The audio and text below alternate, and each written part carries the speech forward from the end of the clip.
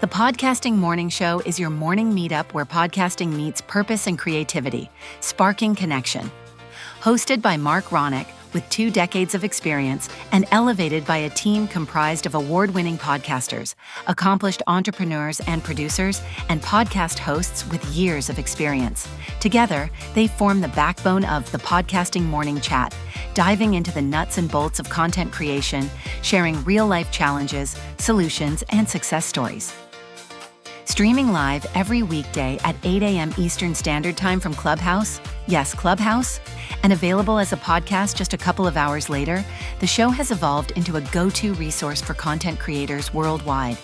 Imagine a mastermind group's collaborative spirit combined with the engaging vibe of a morning drive radio show. That's what we're all about. Learn more at www.podcastingmorningshow.com. Walter Gaynor II is a storytelling content strategist and host of the Working While Black Show, a podcast designed to help professionals like him navigate the workforce on their own. He launched his first show, Boss Locks, to prove that natural hair and professionalism coexist. More than 50 episodes in, he builds intentional community, one carefully vetted conversation at a time. He did not start a podcast to grow an audience. He started one to prove something, which changed the shape of his career and his life. In this episode, he makes the case for why audio builds the kind of trust and access that no other medium replicates, what it actually means to go from hobbyist to professional in this space, and why your insecurities might be the most underused asset in your content strategy. You will walk away with a clearer picture of what podcasting is actually building in you and a reason to stop waiting. Let's learn more from Walter. All right, everybody. Thank you so much for joining me. We got another great episode lined up. I have a gentleman who I'm thrilled to talk about with. So welcome to the show, Mr. Walter Gaynor II. Thank you for joining me. I do appreciate it. We're going to start quickly because these interviews, I want to be action-packed and filled with as much information and value as I can get. All right, let's do it. I wanted to ask the first question. This is what I ask of all my guests that I've had on so far when it comes to the subject matter is, why should you start a podcast? I think that answer is going to be different for everybody. But for me, when it comes to content in general, I like to suggest that people follow what they enjoy and what they feel works best for them. I see and have conversations with lots of people who see all these like big name personalities get huge deals and opportunities, and also people who were unknown end up coming on a come up, like people who end up becoming part of Insecure's whole marketing rollout with their companion podcast. So there's lots of like signs that are like, oh, podcasting is the way to get to the bag and all this stuff. But it is truly a labor of love. Some people strike gold immediately. Some people, they're mining in the wrong coal mine and they never really see. I don't know where gold is, but whatever the gold is, like whatever mountain it's in, sometimes it's hard. You don't really know where it is. So I truly think you should only start one if you actually enjoy podcasting. Yes. And I love that answer, right? It's not a one size fits all thing, right? The why that usually most people begin with, some, like you said, the motivation is, hey, I'm going to get the bag. I want to go chase, the metrics, the opportunity that might come with that. And then others, it is a labor of love. It is a lot of work that goes into that. So I want to start with the first question. You described yourself as a storytelling content strategist who helps brands build. That's very specific to what creating a podcast and, talking about your content. Walk me back at the beginning of your podcast, which is Boss Locks. What was the real reason you pressed record, and what happened? What did you not expect to come out of doing this? Like starting your own show, and what have you seen that have become benefits that you see that are advantageous to what you're doing now and you're in the business side of what you're doing as a creator? And then what are some of the downfalls that a new beginner may not have the angle or perspective on? One downfall is podcasting can be a very inexpensive. It can be a very inexpensive path. It's so easy to get caught up thinking that you need the best this, the best that, the highest quality of X, Y, and Z. I first started with a $20 mic from Amazon, and I was filming with like this iPad mini that I won on a sweepstake. But I started because, one, I really enjoyed listening to podcasts. This podcast called Startup was one that I was very fascinated by. It took you on this whole audio journey, this adventure of him literally starting a business and recording all these conversations and sharing it with us. Everything from conversations he was having with the VCs to problems he was having later on with like managing people and like establishing an HR and all this stuff. And I was always interested in business and entrepreneurship, but it was really the stories that kept me more than anything. And when it was time for me to start, I had already enjoyed creating content. I was doing a lot with Snapchat while I was in college. I would like go to parties and just have random conversation with people. I had started a Facebook page, a whole kind of like media brand for my college. And then in addition to that, I had a very strong intention to build a whole YouTube channel that was all around social media. And so video was like a very big thing for me. But while I was in school, I took this journalism class and I learned just how easy it was to create an audio podcast. And I think that as I was getting ready to launch something, I was very intimidated by all of these different mediums to create content. But there was something about the audio that made me feel a little bit more safer. And I was creating a podcast that honestly, I didn't really have a plan to create. It was Boss Locks, the story of new growth, and it was all focused on proving that natural hair and professionalism do coexist. And I only did it because I was having conversations with people who were helping me to feel more confident. And as I was like navigating job interviews after college and also feeling more confident about just continuing to look for jobs without cutting my locks, which a lot of people were encouraging me to do. I didn't want to. So it was me looking for people who had done what I want to do, kind of done the impossible, kind of, and how they did it. And I don't think I really understood at the time that what I really was pursuing was the story, because I think stories have a lot of information, like from the earlier days before text. Stories and songs were how people communicated things because it was easier to remember than just straight up facts. So I think without knowing, I've always been interested in storytelling, and this podcast just became a place for me to truly tell people stories that could inspire and motivate and also prove to me that things are possible. So it really just started because I was feeling very discouraged, and I felt a lot of comfort in a lot of people's stories who looked like me, who experienced things that were similar, but they kind of made it to the other side. So what you were saying is that there was a lot of intimacy in doing audio podcasts. Like it's almost like a better conduit to connect with an audience through a medium where you're able to tell your stories. And that's the concentration of what it is, and I like visuals. I do, but there's something about listening as it seeps in, as you're sharing, and how it connects with an audience, with a particular set of listeners, with your community. Like that to me is, one of the best things that I've enjoyed learning and hearing from other podcasters share is that connection. And not that the video is a bad thing. I think it's an added element, but focus wise, it is coming back down to how you sound, how it comes across, what it is. And even sharing your stories, like you said, of hearing other people talk about, hey, my hair is just as much a part of me. Everything else is just as much as part of me as my voice, as my story. It is my background. It is my culture. It is everything that I am. And people that, again, put those stories out there. And I tell people all the time, that's the beauty of doing a podcast. It's going to connect with someone else. It's going to give somebody the authority and inspiration to want to say, hey, I'm just like them. I could do this. I'm that kind of person. So when you sat down and decided, okay, podcast is the medium that I'm going to go, what was the next step in the development of saying, hey, okay, now this is what I want to talk about. I want to concentrate my stories, or I want to concentrate my show toward a particular area of expertise or a particular niche that I connect with, and that I can, that I know that I'll be able to share an experience or elaborate a lot on. So what was that like for you when you sat down and decided this is the path I want to go down when you started creating content? You know what I actually love about that question is that's a question that I re-ask myself continuously.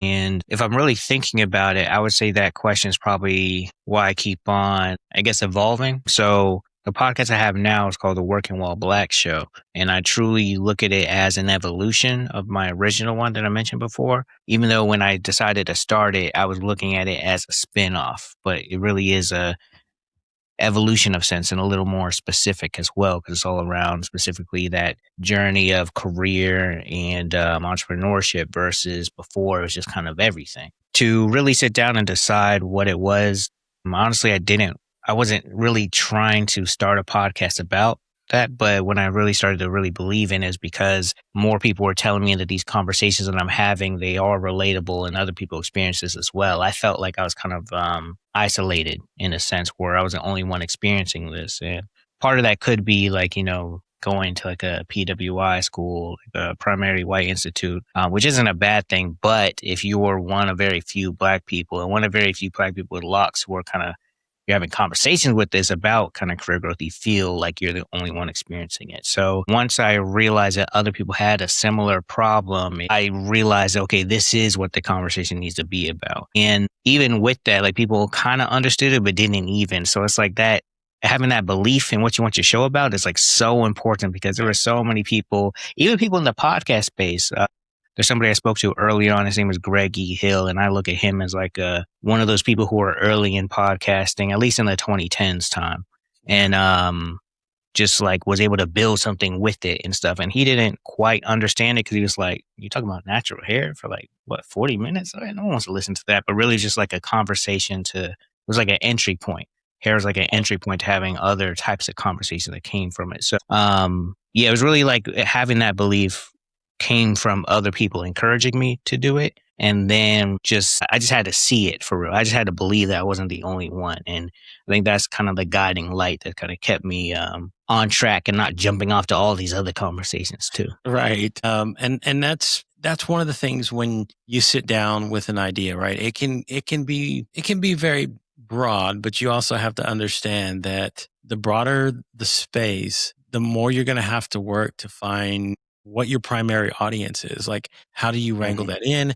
How do you track that down? Like, how do you get people who want to listen for a particular reason? Not everybody's Joe Rogan. Not everybody has a built-in celebrity that gives them the fortitude to say, I can just talk about whatever, right?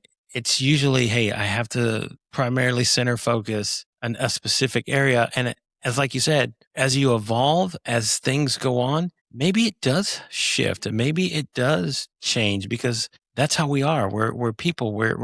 Our lives change. Our certain things do change, but you still have to have a passion enough to say, I can sit down and talk about it, and I can dig and I can explore and look at it from because listen, I'm doing this now. I'm choosing a niche, which is podcasting, that is very broad with so many different genres and areas, and there's going to be expertise at all levels because it's going to be different for each one, but still people will find value in what I'm trying to create because it is about a podcasting and it is about learning, which is what I want to translate for people. It's like, look, your journey is going to resonate with a certain particular individual sitting down somewhere and saying, I don't know how to start. I don't see enough people like me out there doing this. And, the more that I can find, the more that I can bring in, the more that I can introduce, that gives them the opportunity to say, you know what, there's a voice, there is somebody there's a path. Let me see what that path is. Yeah. He or she was able to find it. Maybe I can find it too if I just go down it. That's my hope in doing all of this. So now that you sat down and said, I have content, I have an idea. Okay, the next question is the how. What is the next step in that process? Okay, we've written it down. I've got an outline. I know what I'm going to talk about. Now this is the nitty gritty of saying, what's the tech part? How do I get started? What tools? What can I do? Say if I'm starting on a very limited budget. I don't have all the money. I don't have the money to go buy a Shure SM7B. I don't have the equipment to start with this. But what are some of the things that you've figured out along the way to say, you know what, this works just fine for now. If there comes a point where I need to upgrade, I will upgrade. But, this is the path. Yeah. Yeah. I started with a $20 mic from Amazon. I mentioned like the iPad mini that I won for some contests because there's some Brazilian students in and they just awarded me as like the most helpful, which was really cool because I didn't even think I was in the entry for it. And also had a stand for that iPad that I got from TJ Maxx. So probably like, you know what? I've never said this before. I probably would go on record and say I had the cheapest setup ever outside of people who just use their computer or their phone or something. It was like $40 max to produce a podcast. And I was using iMovie or Windows Movie Maker, one of the two, to produce everything. And then I ended up getting DaVinci Resolve, which is it's an industry standard, but it's a free option as well, which a lot of big time videographers and filmmakers still swear by DaVinci Resolve. I think that it's so easy to get caught up spending your money on all the different stuff. And I would go as far as to say you should not get the best of the best equipment until one, you've been in this space for a little bit, you actually know that you want to do this. And because I think starting with the things that aren't as high quality allows you to perfect your craft and everything. Like now I know, like with a super advanced mic, you could get away with like talking. With that cheap mic, you got to have that proper mic technique. It won't work. And also, I just personally think it's really cool. I love the glow up, right? You start with a lower cost item and then just your people who've been there from the beginning, they see you rise and grow. And then you could always flash back like, look at how I started. Look at me and look at me now. So, yeah, Right. but yeah, so that's all like kind of blah blah. But as far as like actually, if you needed like simple things to do, if you want to do audio or video, what I used early on to record remotely with people was a software called Zencaster. And I recently just looked back and they had changed a lot, but I feel like they're kind of back to having a very strong free plan for kind of independent creatives. So that's a recording tool. And now also you can host on there as well. I personally would recommend if you want like a good quality mic that's not super, super expensive, Audio Technica has some really great ones that don't Yep. cost too much. But to be honest with you, I think like if you're an Apple user, having like the wired earbuds and using your phone, you could get a lot done with that. And I even know some professional podcasters who, in like a crazy situation, they had to record the audio with just the regular voice memo app, and they were like, "Okay, this actually sounds pretty great." So I think it's like a lot of people kind of scoff at some of this like lower stuff, but at the end of the day, I think podcasting, I think the beauty in it is that you don't always need the fanciest stuff, and you just kind of make something happen with it. I think the most important thing is really just seeing if you could be in like a space that isn't very noisy. And if you're recording yourself, then just make sure it's a very well lit area. Those are like the two things that I think if you can control those two things, you can make anything work. Right. And that's what I want to hear from a lot of the creators that I've had on is like, look, I started with the messiest, crappiest stuff that I had that I could scrape together Yeah. at at that juncture in my life.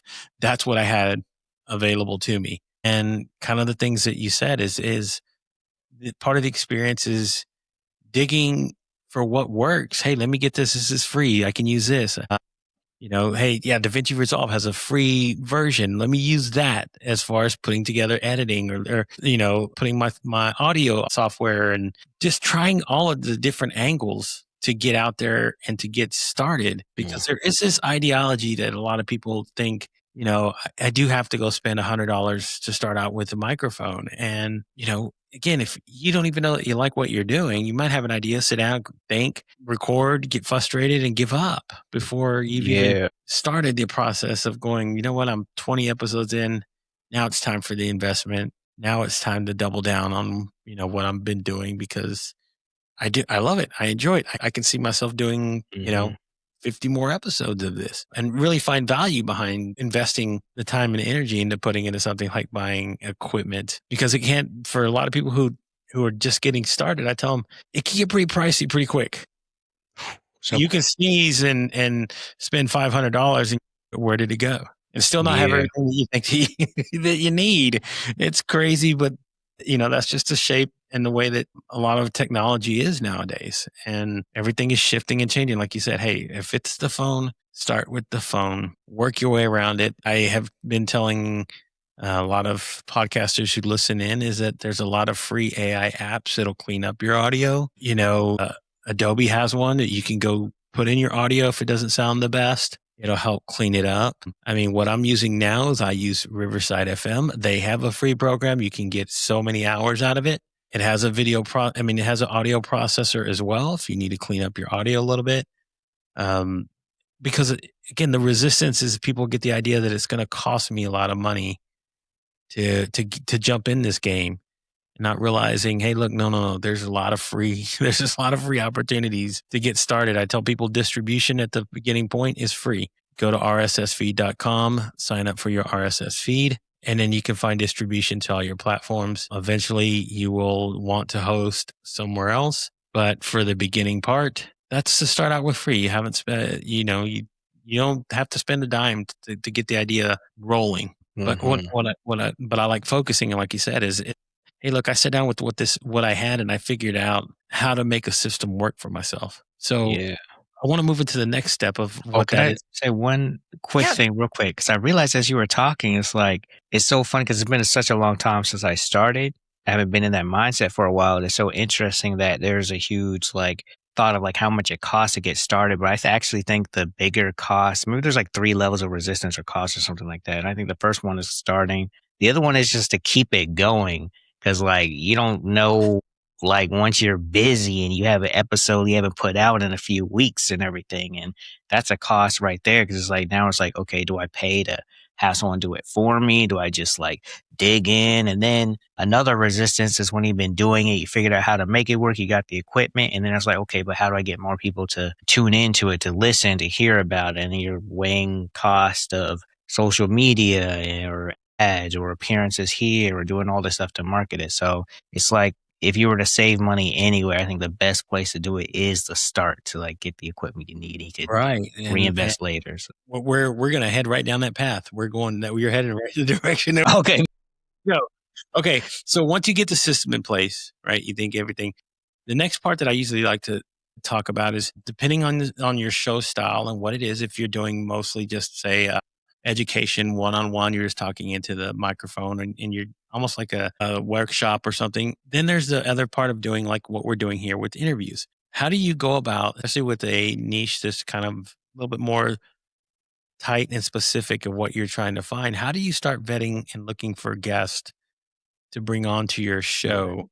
Because that's another one.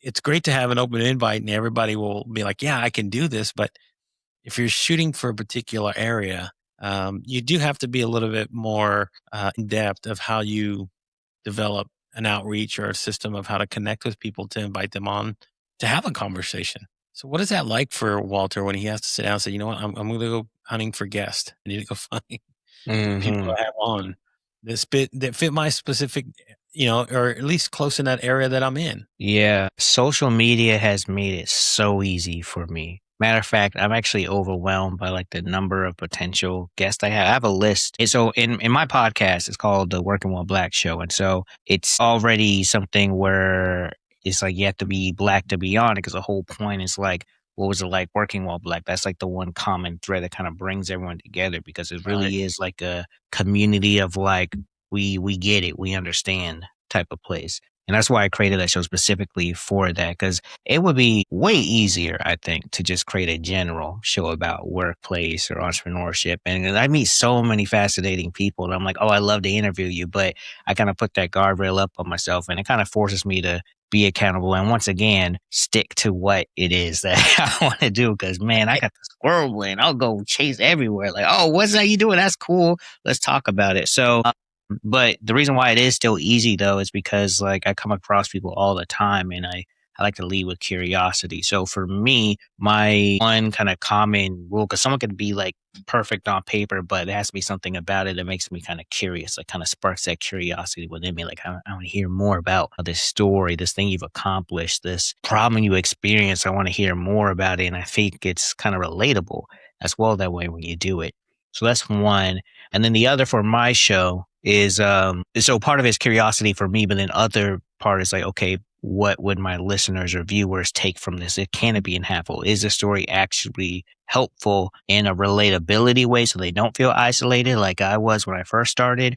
Or is it someone who could take someone where it's like, okay, we all experience this, but they've kind of found a way to kind of have that transformation? Can we speak toward that? Or do they have some type of information that's helpful to broaden our understanding? So like DEI, for example, is always a big topic, but, Right. and there's everyone who has different feelings on it, but there's also people who can speak more to what it really means to be in a company and kind of creating change that isn't rapid, but takes like 10 years to implement, or an economist that has a different type of understanding of what's going on in this country and how it influences us over here in this one. Like, why should we care about something that's happening in Iran, even though we don't know anything about that country? So like things like that. Or it could just be someone who just like, yeah, I quit my job and I figured it out type of thing. So there's all these different types of stories, but it's really common curiosity, but then also can this person actually help someone who took the time out of their day to listen to my podcast? Right. Oh man.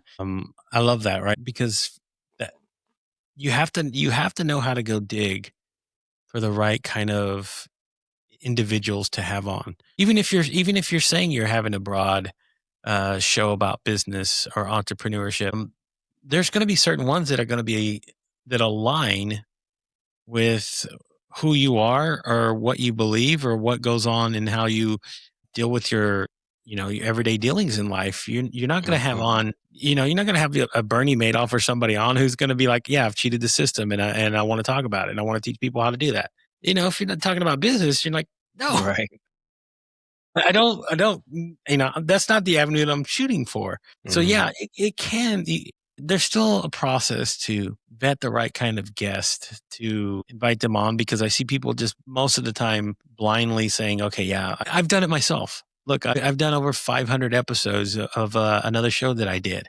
Um, and there were times that I was just like, who are you? Yeah, come on, let's call, let's talk. Right.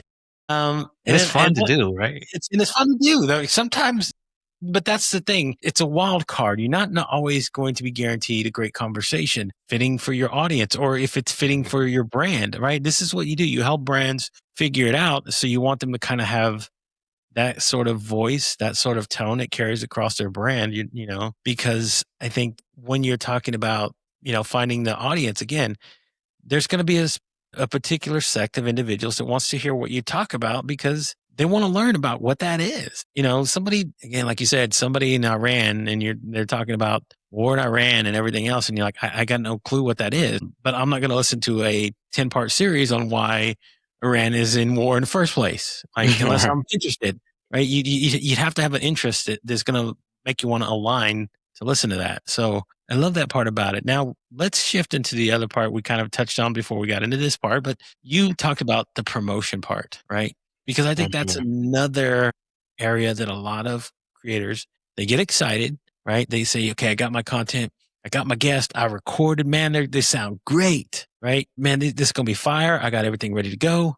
And then you put it out there and maybe crickets in the beginning, nothing. You don't get people to follow. So, what are some of the ways and methods that you've found most in helping promote what it is that you do?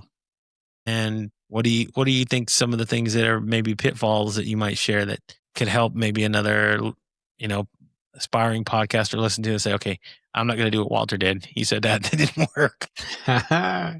Yeah. So what are some of those things for you? It's funny. I think there's certain people have kind of specific rules on what you have to do. And what I'm excited about this time right now is I feel like things are there's like the standards are kind of crumbling the ways you're supposed to do things. Some of them still work, but a lot of them is like, oh, we have to do things differently now. One with the adoption of social media. Also, this whole thought of like the saturation of podcasts. I don't truly believe in ration. Matter of fact, I think the more people out here, it kind of proves the concept of podcasting. But it does mean that you can't just be like, oh, I have a podcast, go listen. You really got to speak to the right people and really connect with them. So I think in general, I live in a digital world. A lot of my work is in like social media and like bringing people from social like to the top of funnel into whatever else we got going on. So I'll talk from a social perspective. And I think that, clips in general are kind of like a standard thing. Like most people Yeah. know what they are and everything. But I do believe at this point, clips are kind of like the minimum requirement type of thing. Like, and I don't say that as like if you're not doing clips, you're losing. I mean, like it's not just clips. I think clips have a very specific purpose for discoverability, to get people to find you and everything, but there's lots of other different mediums. And for some people, whether it's their quality or not able to clip properly, or they just don't have video, social media clips aren't even like the best option for them. So I think a few other things that I think everyone should start doing more are utilizing things like carousels, because with carousels, that's something where it doesn't even matter how you record, you can still create a carousel that can stand apart and compete with some of the top podcasters as well. For those who don't know what carousels are, think of them like almost like PowerPoint presentations that are on social Right. media. You've probably seen them. Basically, you kind of swipe through horizontally, and each Right. time you swipe, there's a new slide there. with the carousels, I like to tell a kind of a story. And that's really how I think about marketing, right? You have this podcast that's recorded. Let's say it's like, I record mine for an hour, but let's say it's like even a 30-minute one. Within those 30 minutes, you've probably collected at least 2 stories that you can pull from. And with that story, there's something within it that someone else is going to find relatable. And I think to really stand out is like finding that story within the story that everyone can connect with, right? So, and then taking that story and be like, okay, how can I share this on social? So one, there's like the clip, the social clip. That's the standard way, boom, put it out there. But I think there's other ways that are more inviting. Something that I experimented with last year was a social post about fear. And it was a whole video one. And I'll get to how I do it as a carousel in a second. But the video, it started with me. All the people who follow me, they're kind of understood me already. My guests, they didn't know her as well. But I really wanted them to know her and explain why. So I talked about how for most of my life, I've been working on overcoming fear and how fear has kind of stopped me in my tracks. And then I said, I think I figured it out. And then I switched from me to a clip from the podcast where my guest was talking about how she now looks at anxiety as wisdom and not something to run away from. She starts to go towards it versus running away. And that right there is a whole like mind shift thing. And I did put it out as a clip before and it did like perform well on social. But when I did that combination of me and her and the combo, I like to think of it as like remixing a moment in the podcast that was able to connect with people in a completely different way. Because I started off with just talking about the problem we all experience. And then I brought her in as a solution to that problem. And that just brought more value to why you should listen to my podcast, because we have conversations like these all the time. So that's like just my personal formula for interview-based podcasts is when it comes to like whatever story it is or solution or common problem, finding whatever it is and thinking like, okay, so like how does everyone else relate to this? And then just dig deeper into that. And so it's not me being like, listen to my podcast and forcing it down people's throat, but it's like, hey, y'all experience this as well. Let's talk about it. Here's a solution. We talked more about it on the show, and then just keep doing that over and over again with different pieces. So that's a video side. The carousel is similar, but basically on the first slide, it's like talking about the common problem. Second slide is digging a little bit deeper into that problem. And then you just kind of dig deeper into that story. There's lots of ways to go about it. People say like use hooks and everything like that. And that kind of is a hook in a sense. But I look at it as like, what's the problem? How do we relate to the problem? What are examples of this? And how do we even like, what do we do about it? And what do we do about it is where the podcast comes in. And Man, boom. I'm blown away. You touched on a few things. The first part of that I love that you shared was the fact that you're tying in a personal emotion into the story and weaving it together in a way that finds its own separate value, its own sphere that people are going to connect with, because they're like, this is the host talking about it. This is her story that he interviewed about it. It just brings it like full circle. Like I love that idea, other than just saying this is the clip from the podcast. Like I know those are important, they do, but I like it when there's context built into it, like what you just said, because it elaborates more on why it's important. It doesn't matter. That's kind of cool, though. That stuck as Thank you. as a good way. And then second, yeah, the carousel thing. I think people overlook the opportunity that comes with doing it when it comes to being social, because most people just think it's the clip or it's the audiogram and I'm done. Right. And there's more to it, right? There's more to it than creating the assets that, again, you're going to be able to push out on social media. That'll react differently. All platforms don't act the same. So some might cater a little bit more visibility, discoverability with, say, a carousel, as opposed to just putting in an audiogram of your conversation on there. One of the things that I love too is when people have found ways to turn the transcript into an article or a blog piece or something that they're able to add another establishable value piece that comes from a conversation that you had. I think I say that there are a lot of creators, and especially a lot of new creators, that leave, my grandma used to say, don't leave any meat on the bone. And they're leaving meat on the bone. There's still more there that you could possibly take out of a conversation like this, because the point of having the conversation is to extract as much value as you can out of it so that people will find something they're going to learn from it, or something that, again, that's going to be an emotional tie-in that helps solve a problem for them. That's what I love about what you just expressed. So, and that was great. The goal, this is why I love having the podcasters on. This is, for me, the most unique part is having the people on who've already gone through this and know and figured out certain things, because I want Yeah. I want the newbies to listen and go, crap, I want to be like that. I want to take that.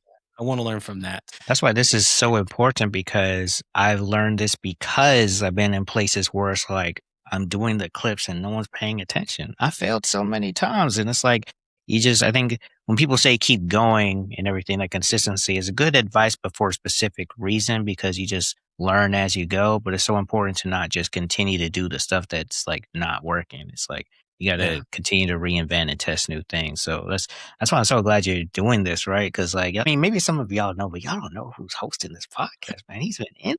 I So, got so excited when I it's want to just tell people, though, that the show's not just about finding ways to maybe not have so much to do. It's just that you still have to do the work, right? You're going to have to do the work.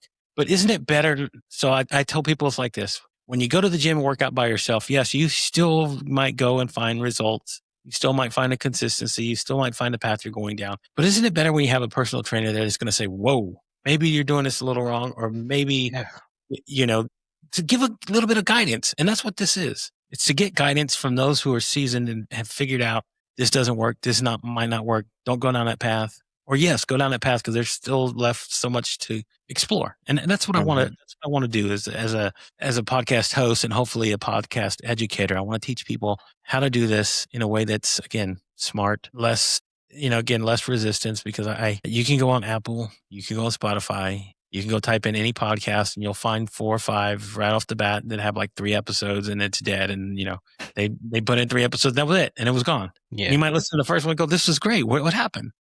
What happened? Yep. It's just like there was something. And that's the thing too. I want to ask you about this. How did you start learning how to figure out the method to regulate and control your time and energy in actually recording and creating a podcast? That's another one that a lot of them overlook. They just think, I turn on the mic, it's great, it's done. So what are some of the little hacks that you've learned that say, okay, this helps a little bit ease how I record or how I go about the editing process, or until you get to a finished product? Yeah.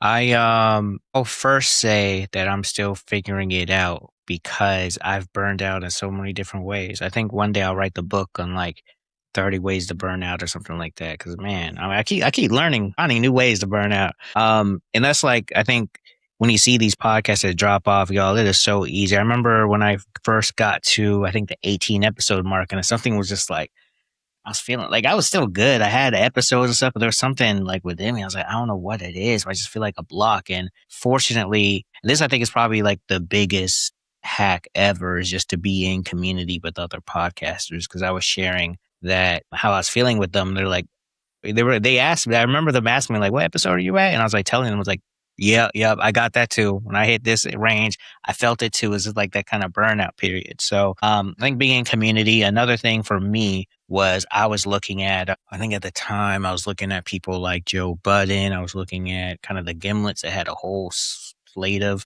a podcast, but looking at all these people who are operating efficiently and on a high end, putting out content consistently every single week. And I wanted to be that. And I realized that, one, they have teams that help them to put it out all the time. But then even it's just, I think that my biggest challenge was my own expectations of what I should do. I think that if I were to start all over again, I would not set out to do like a weekly podcast in a sense where it's like every single week I have a new episode coming out. I would do batches or kind of seasons. Like, you don't have to necessarily call it seasons, but like once you get to episode 12, literally take a break. And you might not get everyone, when you come back from the break, some people might fall off, but at least you won't fall off, right? And in the grand scheme of things, once you get to episode like 300, like if you took like 4 breaks and everything, who cares, man? Yeah, Right. just get there first. So, I think breaks would be the biggest hack, because then also gives you time to reflect and look at everything you've done. So letting go of expectations of trying to be the best of the best without having the resources to be the best of the best. Setting breaks. Something my fiance kind of drilled into me. I did not listen to her, but now I am. And I would say the other thing is like figuring out what your honestly, there's a lot in the pre-production and also the recording of the podcast that makes everything else easier. Because I think a lot of the holdup isn't recording. Like for me, recording's so easy, but it's like the editing, the post-production, all that process. Make the whole from beginning to end as simple as possible, and you're good. And then start adding on as you go. Like right now, I do a lot of camera switching and stuff. That is not necessary at all, but I like to do it. But it adds on a little bit of time. Yeah. So yeah, those are the three things: breaks, expectations, and making the recording, the publishing process so simple. Right, man. That you spoke to hopefully what a lot of listeners are listening to and go, okay, let me take these notes down. Because that's one thing that I also preach is if you do the work in the front end, the back end work is a lot less hectic. And, it helps when you start recording and start putting it out. It lessens the burden and the frustration that comes along with it.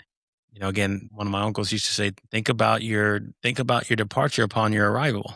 Made sense. He's like, think about how you're going to leave when you get here so that that way you're not stressed at the end, right? All of us have thought about when we go to a sporting event, let me get closest to the stadium. Guess what? When 50,000 people let out at the same time, who's closest? Who's going to get out of there quicker?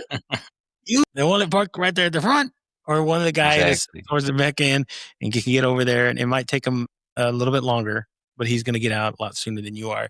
It's just, again, how you process when you develop a system. Like, hey, look, if you put in the work in the beginning, the back end stuff. That's why I say building the system is almost just as much as important as the content itself, because Yeah. it's going to help you. It's going to help to build, like all the podcasters that I've had on. The main point of having them on was the point of understanding sustainability, because again, it is like you said, you get the burnout, and some of them don't come back from it. Some of them say, okay, I was done, 5 episodes and it was just way too much. I'm done. I'll go find another hobby or something else.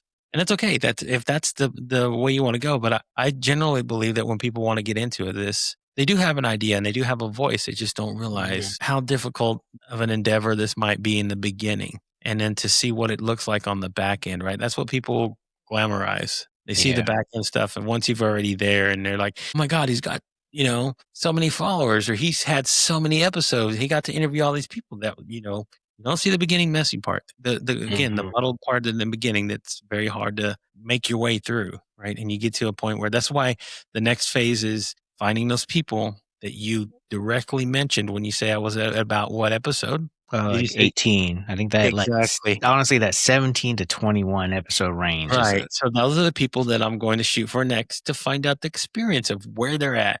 Once you get to the point, because then you really you understand the magnitude of what's involved, and you say, you're either going to have the one reaction, I love this and I can do this again for another 50, 60 episodes, or you're going to say, I don't know. I don't know I don't know if I want to continue this.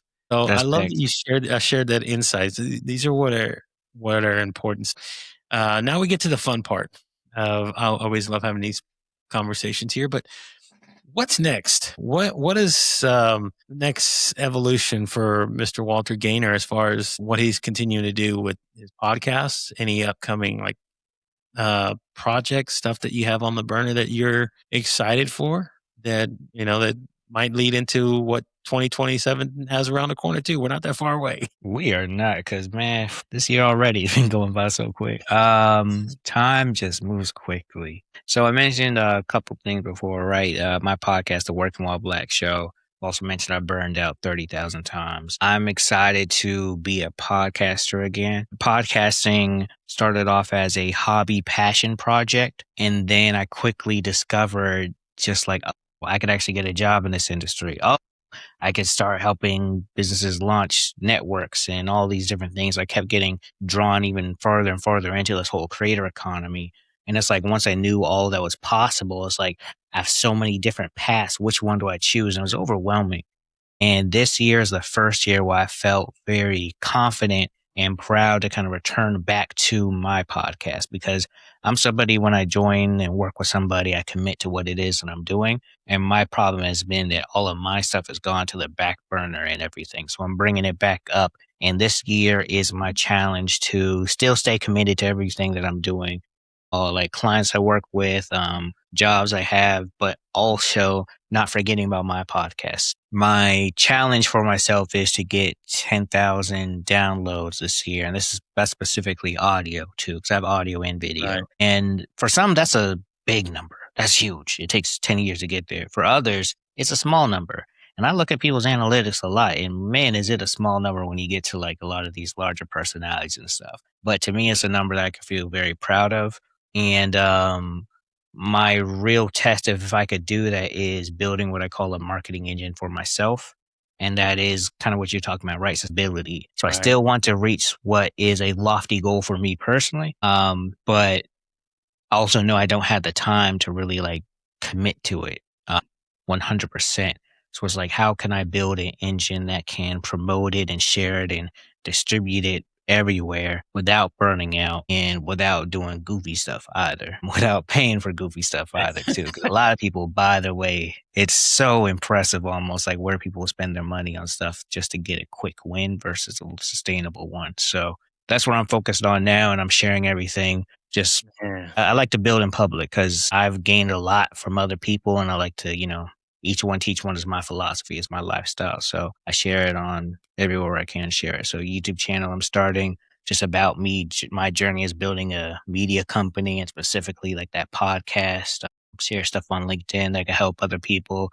And then just in talking to people, like I just like sharing what I learned. So yeah, Nice. Working While Black Show. I love that.